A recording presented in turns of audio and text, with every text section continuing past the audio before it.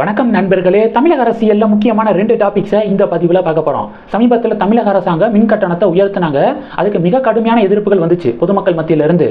திமுக எதிர்க்கட்சியாக இருக்கும்போது அதிமுக ஆட்சியில் மின் கட்டணம் உயர்த்தப்படும் போது அப்போ எதிர்க்கட்சி தலைவராக இருந்த ஸ்டாலின் அவர்கள் ஷாக் அடிப்பது மின்சாரமா மின் கட்டணமா அப்படின்னு சொல்லிட்டு போராட்டம்லாம் நடத்தினாரு. திமுக ஆளுங்கட்சியாக வந்த பிறகு அதே மாதிரி மின் கட்டணத்தை உயர்த்திருக்கீங்களே அப்படின்னு பொதுமக்கள்லாம் கேள்விகள் எழுப்ப ஆரம்பிச்சாங்க. அப்போ திமுகவினர் ஒரு விளக்கம் கொடுத்தாங்க. எந்த மாநிலம் வேணாலும் நீங்கள் கம்பேர் பண்ணி பாருங்க, நம்ம பக்கத்து ஸ்டேட்டாக இருக்கட்டும் இல்லை பாஜக ஆட்சி செய்யக்கூடிய மாநிலங்களாக இருக்கட்டும், அங்கே கரண்ட் பில்லு எவ்வளவு, ஒரு யூனிட்டுக்கு எவ்வளவு சார்ஜ் அப்படிங்கிறத பாருங்க, நம்ம ஊரில் எவ்வளோ சார்ஜ் அப்படிங்கிறத பாருங்க. அவங்கள விட தமிழ்நாட்டில் தான் மின் கட்டணம் ரொம்ப கம்மி அப்படின்னு சொல்லிட்டு மற்ற மாநிலங்களை கம்பேர் பண்ணி திமுகவினர் பதிவுகள் போட்டாங்க. சில பத்திரிகைகளும் மீடியாக்களும் அதை ஒளிபரப்பு பண்ணாங்க. டோட்டலாக இந்த தியரி, திமுகவினருடைய இந்த தியரி ஒட்டு மொத்தமாக போட்டு நொறுக்கியிருக்காரு அண்ணாமலை இன்னைக்கு அப்படிங்கிற ஒரு அப்டேட்டை பார்க்க முடியுது. அண்ணாமலை ஸ்டாட்டிஸ்டிக்ஸோட புள்ளி விவரத்தோட ஒரு டேட்டா கொடுத்துருக்காரு. இப்போது நம்ம ஊரில் 200 யூனிட் மின்சாரம் இருக்குது பார்த்தீங்களா, 200 யூனிட்டுக்கு மின்சாரத்துக்கு எவ்வளோ தெரியுமா ஆகும்? 450 ரூபா சார்ஜு. ஒரு மாதத்துக்கு ஒரு தடவை நம்ம கரண்ட் பில்லு கட்டுறது கிடையாது. நீங்கள் மற்ற மாநிலங்கள் எல்லாத்தையும் நீங்கள் கம்பேர் பண்ணி பார்த்தீங்கன்னா நம்ம மாநிலத்தில் 2 மாதத்துக்கு ஒரு தடவை கரண்ட் பில் கட்டுவோம். ஆனால் மற்ற ஸ்டேட்ஸில் ஒவ்வொரு மாதமும் கரண்ட் பில் கட்டப்படுது. இது ரெண்டுக்கும் இடையே இருக்கக்கூடிய வித்தியாசத்தை நீங்கள் புரிஞ்சுக்கோங்க. இப்போது ஒரு மாதத்துக்கு நம்மளுக்கு வீட்டுக்கு 200 யூனிட் மின்சாரம் ஆகுது. அப்போ 450 ரூபா. 2வது மாதத்துக்கு ஒரு 200 யூனிட் மின்சாரம் செலவாகுது. அப்போ அதுக்கும் ஒரு 450 ரூபா போட்டு டோட்டலாக 900 ரூபா கட்டுவோம் அப்படின்னு நீங்கள் நினச்சிங்களா? இல்லை. ஃபஸ்ட்டு மாதம் 200 யூனிட்டுக்கு 450, 2வது மாதம் 200 யூனிட்டு டோட்டலாக சேர்த்து 2 மாதத்துக்கு ஒரு தடவை போய் நம்ம கரண்ட் பில் கட்டும்போது டோட்டல் சார்ஜ் எவ்வளோ தெரியுமா? 1440. 900 ரூபா வர வேண்டியது 1440 ரூபா வருது. இதுதான் ப்ராக்டிக்கல். அப்போ 540 ரூபா எக்ஸஸா 200 யூனிட்டுக்கு 540 ரூபா நம்ம கூடுதலாக கட்டுறோம். இது மற்ற மாநிலங்களில் கிடையாது. ஃபார் எக்ஸாம்பிள் இப்போ நீங்கள் குஜராத்தை எடுத்துக்கலாம். குஜராத்தில் 200 யூனிட்டுக்கு நீங்கள் பார்த்தீங்கன்னா 600 ரூபா செலவாகுதுன்னு வச்சுக்குவோம். 600 ரூபா செலவாகுதுன்னு வச்சுக்குவோம். ஒரு மாதத்துக்கு அவன் 200 யூனிட்டுக்கு 600 ரூபா கட்டிடுவான். 2வது மாதத்துக்கு அதே 200 யூனிட்டுக்கு 600 ரூபா கட்டிடுவான். அப்போ டோட்டலாக 2 மாதத்தை ஆட் பண்ணி பாருங்கள். 600 1200 ரூபா தான் அவன் கட்டுற மாதிரி இருக்கும். ஆனால் நம்ம ஊரில் 2 மாதத்துக்கு அதே 400 யூனிட்டுக்கு 1440 ரூபா. அப்போ பார்த்துக்கோங்க, எது கூட எது கம்மின்னு பார்த்துக்கோங்க அப்படின்னு அண்ணாமலை இன்னைக்கு கிளியராக டேட்டாஸ் கொடுத்துருக்காரு. அடுத்து 300 யூனிட்டுக்கு எக்ஸாம்பிள் கொடுத்துருக்காரு. ஒரு மாதத்துக்கு 300 யூனிட் செலவாகுதுன்னா டோட்டல் சார்ஜ் 705 ரூபா.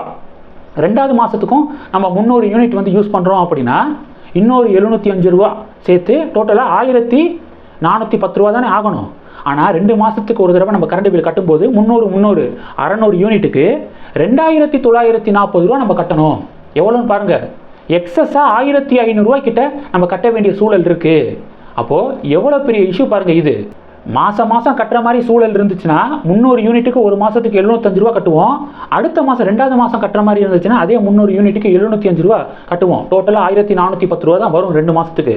ஆனால் இவங்க 2 மாதத்துக்கு ஒரு தடவை கணக்கு எடுக்கிறதுனால 1500 ரூபா எக்ஸ்ட்ரா வருது. 2940 ரூபா டோட்டல் 600 யூனிட்டுக்கு அப்படின்னு சொல்லிட்டு அண்ணாமலை பதிவு போட்டிருக்காரு, பேசியிருக்காரு.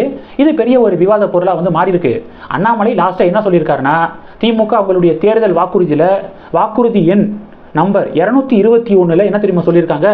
மாதத்துக்கு ஒரு தடவை மாதம் மின் கணக்கீடு எடுக்கப்படும், மாதம் கரண்ட் பில் கட்டக்கூடிய சூழலை உருவாக்குவோம் அப்படின்னு சொன்னாங்க.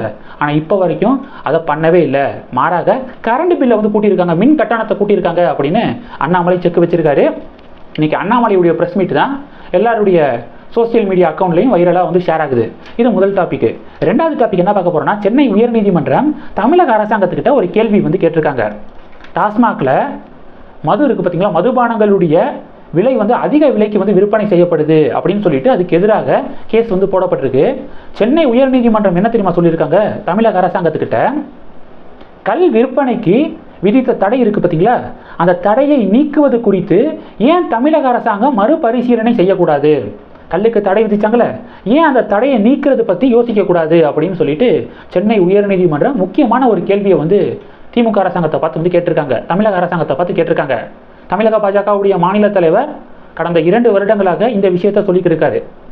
கல்லுக்கடைகளை திறக்கணும், இந்த டாஸ்மாகில் இருக்கக்கூடிய மதுபானங்கள் இருக்குது பார்த்தீங்களா, அதை படிப்படியாக குறைச்சிட்டு கல்லுக்கடைகளை திறந்தால் உடலுக்கும் கெட்டது கிடையாது.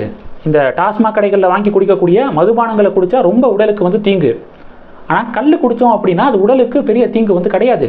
ரெண்டாவது பார்த்தீங்கன்னா விவசாயிகளுடைய வருமானத்துக்கும் அது ஒரு காரணமாக அமையும் அப்படின்னு அண்ணாமலை தொடர்ந்து இந்த விஷயத்தை வந்து சொல்லிக்கிட்டு இருக்காரு. அதை தான் சென்னை உயர்நீதிமன்றமும் கேட்டிருக்காங்க. கல் விற்பனைக்கு விதித்த தடையை நீக்குவது குறித்து ஏன் தமிழக அரசாங்கம் மறுபரிசீலனை செய்யக்கூடாது அப்படின்னு நீதிமன்றம் கேட்டிருக்காங்க.